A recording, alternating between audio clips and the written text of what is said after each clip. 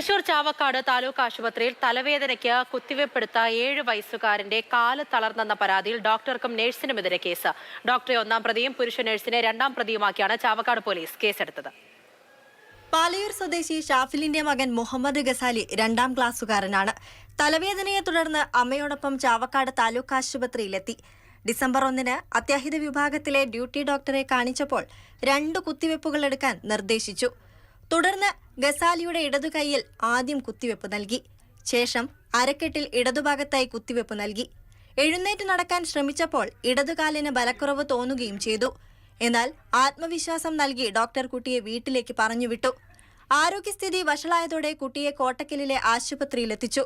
മരുന്ന് മാറിയതിനാലോ ഇഞ്ചക്ഷൻ ഞരമ്പിൽ കൊണ്ടതിനാലോ ആവാം കാലിലെ തളർച്ചയെന്ന് അവിടെയുള്ള ഡോക്ടർ അറിയിച്ചു.